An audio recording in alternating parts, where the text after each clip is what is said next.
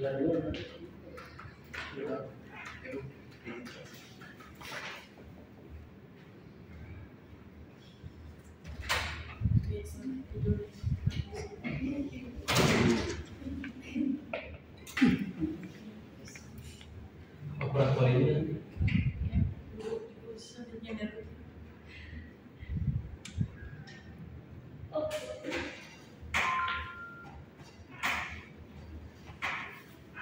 Allah.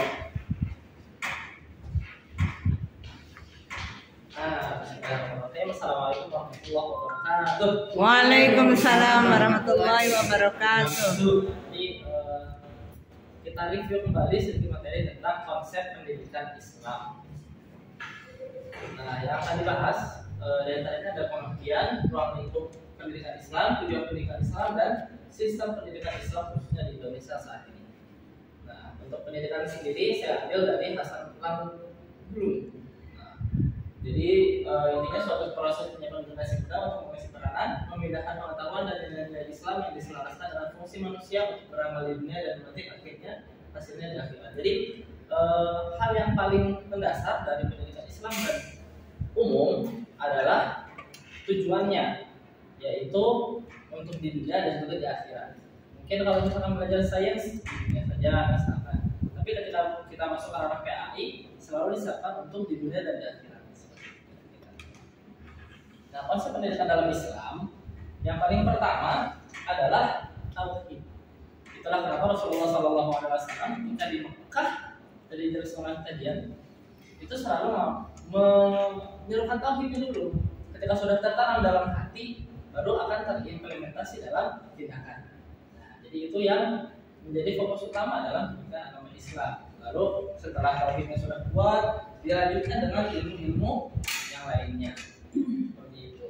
Sampai kepada selalu ada evaluasi atau mungkin bahasanya kalau di muhasabah gitu ya. Jadi setiap kali ada pembelajaran selalu dikoreksi apa yang perlu dilanjutkan, apa yang perlu dikoreksi, apa yang perlu dihilangkan, apa yang perlu diteruskan. Masya Allah. Nah, lalu ruang lingkupnya ada yang saya ambil ada 9 sebetulnya.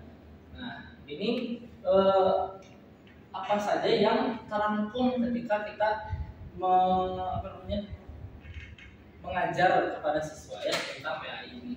Ada ruang lingkupnya tentang perbuatan mendidiknya, apa yang perlu diperhatikan ketika mengajar gitu ya. Lalu peserta didiknya seperti apa, pendidiknya juga seperti apa.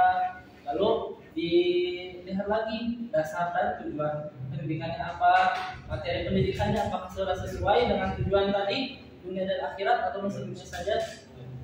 Lalu metode pendidikan seperti apa yang bisa mencakup materi-materi yang tadi sudah dibicarakan.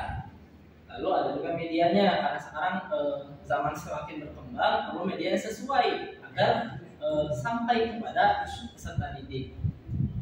Lalu ada evaluasi pendidikan yang tadi sudah dibahas dan lingkungan sekitar. Jadi kalau misalkan kita melihat pendidikan kepada peserta didik, tidak hanya ketika di kelas saja, tapi bagaimana lingkungan sekitarnya menciptakan anak yang seperti ini. Misalkan kita melihat anak itu di kelas kok bandel banget gitu loh. Kita telusuri apa yang terjadi di rumahnya, apakah orang tuanya mungkin membuatnya merasa seperti itu gitu, atau teman-temannya yang mempengaruhi itu. Jadi itu perlu ditanggulangi dulu, baru di kelas bisa diarahkan. Nah, ini isi lingkup pendidikan Islam yang tadi ya, akidah, ibadah, akhlak, hukum Islam, ilmu pengetahuan Islam, sejarah Islam, Al-Quran dan termasuk bahasa Arabnya, Al-Quran dan dakwah. Nah, ini yang hebatnya dalam pendidikan Islam. Ada yang namanya dakwah. Jadi tidak hanya di sini-sini saja gitu, tapi kita pergi keluar untuk menyebarkan apa yang kita pelajari. Nah, untuk tujuannya saya mengambil dari dua ulama besar. Yang pertama Al-Ghazali, yaitu merumuskan tujuan pendidikan Islam ke dalam dua segi, yaitu membentuk insan purna yang bertujuan mendekatkan diri kepada Allah dan menuju kebahagiaan hidup dunia dan akhirat sama dia baru kaitan. Yang kedua dari Ibnu Khaldun, pendidikan Islam harus membentuk manusia seorang hamba yang taat kepada Allah dan dan membentuk manusia yang mampu menghadapi segala bentuk persoalan kehidupan dunia. Jadi kalau di sini diterangkan untuk taat dulu kepada Allah, baru bisa menghadapi tantangan yang ada di dunia. Nah, terakhir singkat tentang sistem pendidikan Islam. Sistem pendidikan di sini adalah suatu kesatuan komponen yang terdiri dari unsur-unsur pendidikan yang berbeda sama untuk mencapai tujuan sesuai dengan ajaran Islam. Kalau di Indonesia terimplementasi dalam MI, MTS, MA, pesantren dan lain-lain. Kita seperti itu. Kalau ada pertanyaan nanti insya Allah dijelaskan oleh Mas.